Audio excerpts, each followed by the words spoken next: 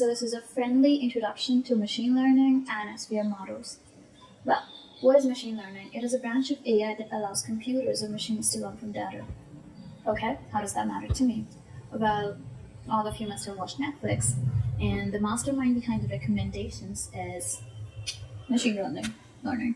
So, on a very basic, the most basic level, how it works is that you have a bunch of movies, let's say M1 to M4, and there are people, P1 to P4, who are rating these movies. So if you see these ratings, the rating of P1 and P3 are exactly the same. So the machine is going to treat P1 and P3 as same people. So if P3 likes something, it's going to recommend it to P1 because clearly they have similar tastes. Okay, cool. Maybe machine learning does come into picture. It matters to me.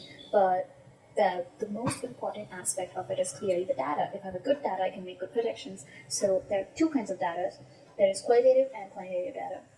Qualitative data has two kinds, nominal and ordinal.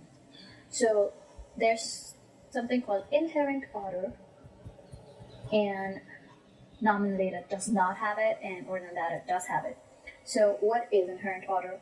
It means that I can rank things. Like if I have max like 91, 89, 35, I can rank this as first, this is second, this is third. But if I have fruits like apple, orange, I cannot really rank these. That would be nominal data, and this would be ordinal data. Okay, how does a machine work then? Well, or a machine learning model work? So you have a bunch of inputs, x1, x2, till xn. These are vectors which have a special name called feature vectors. So these are my inputs, I put it in the model, and I get an output. So one easy way to understand this is, let's say I have a chocolate machine or a chocolate making machine, and I have to make a certain exact kind of chocolate. I put in my input, and I get a chocolate like this, but this is what I was supposed to be getting. So this would be my y output, and this would be what y I expected, and the subtraction of this with this would be the loss which I get, and I want to minimize the loss as much as possible. So I need to make the model such that it causes me to have the least amount of loss. So when you're making a model, you would have like three categories of data that like you would divide into three mostly. So one of them would be the training data, the other one would be validation data, and the last one would be test data. So it could be any ratio like 80-10-10, 60-20-20. So basically you're going to use this to train your model. Then you're going to check if, hey, it's going to work on something that I haven't put in the machine. Will it work if I trained it with apples and oranges and bananas? If I put another weird shaped banana, would it actually work? And the test model is basically, so when you validate something, you're going to take this input and again put it in the model. So that becomes part of it, but the test data does not work like that. Now, there are different kind of machine learnings that you can have. There's supervised, unsupervised, semi-supervised, and reinforcement learning. So number one is supervised learning. Supervised learning has labels. You're going to have labels. As in, let's take a very simple example. You have animals. So I'm going to be like, the machine's going to be like, okay, this is a cat, these are cats, these are llamas, and these are penguins, right? And the next time I see a picture of penguin, I'm going to be like, oh, this is going to come in this category. Or when I see a cat, it's going to be in the cat category, and that's what the machine is going to be doing. It has labels of all the things it's categorizing. Now you have unsupervised learning. Unsupervised learning does not have labels. Meaning, now I'm going to just erase off the labels. So, okay. So the machine is just going to be like, okay, these animals look kind of similar, these look sort of similar, and these are also similar. So I'm going to categorize them. I do not know what they are, but they look similar, so they should belong to the same category. And that's what unsupervised learning is. Then you have semi-supervised learning, in which you're going to have some labels, and then you're going to not have another labels for other ones. And also you have labels for a few of the data points, and you do not have labels for a lot of other data points. Yeah. And then there's reinforcement learning. How reinforcement learning works is that you have penalties and rewards. Mind my spellings. So let's say I see a picture of a penguin, or there's a penguin, okay? And I tell the penguin that, okay, penguin baby, that, hey, if you stay with your mom, you get food.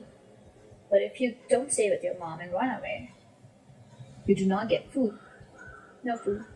So since the penguin likes food, and it stays with its mom, it's going to consider it as a reward. So the food is the reward.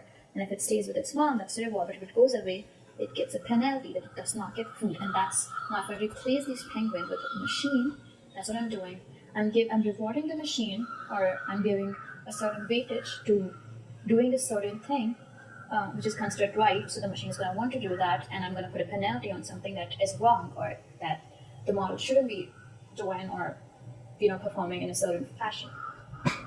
So now in supervised learning, there are various models like support vector model, SVM, then linear regression, and so many others. But right now we're just going to get an introduction to support vector machine model and look at the other ones later on.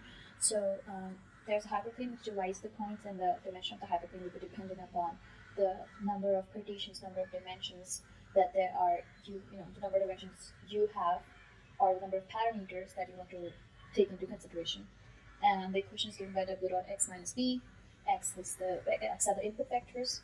So over here, you see that there are these three lines or hyperplanes that are dividing. Now, over here, and L1 is the best line, or the best hyperplane that is dividing these. And these L3 and L2 are called the margin. So this is also a margin. And the vector lying on these are called the support vectors. Now, these support vectors basically help us define the margin, and our goal here is the main goal is to maximize the margin. The larger the margin, the better the model is.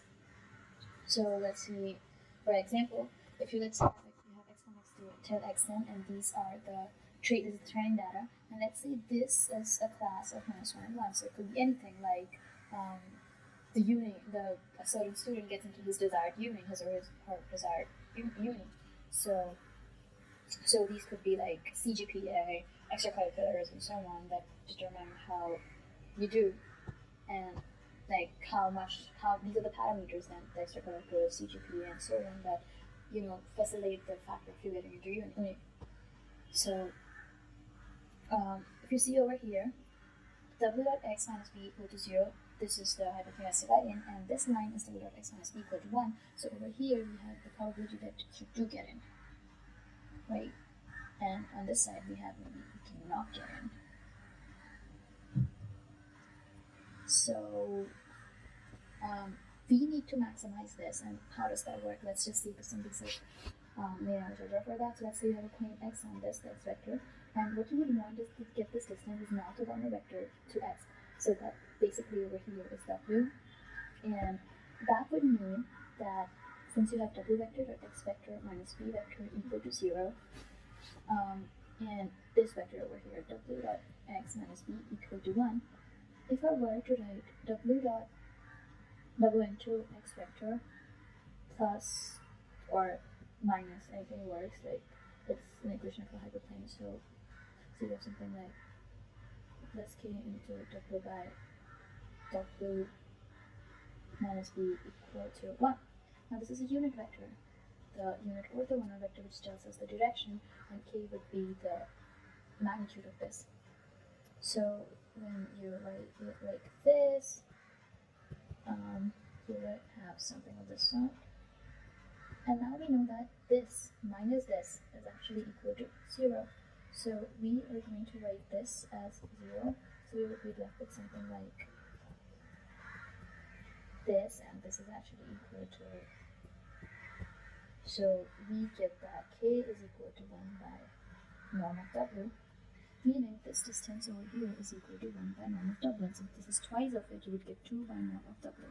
And our whole goal is to maximize this, meaning we need to minimize the norm of w. We need to minimize this. And that's exactly what we're trying to achieve out of this. Now soft margins, so they're basically hard margin when let's see all the points are very strictly differentiated, but over here, just for the sake of generalization, what we would do is we would let these points bypass, and that's a soft margin. Now the only difference that comes is that you define something called a slack variable. This is a slack variable, and so we are going to minimize the norm of w and the summation of slack. So this is something that we need to minimize over here. So your whole condition would alter something like this. And you see the correlation between hard and soft margins, I believe. Also, this is greater than equal to 0 in all circumstances. Lastly, before ending the video, I want to touch upon kernels. So basically, imagine you have data somewhere like this.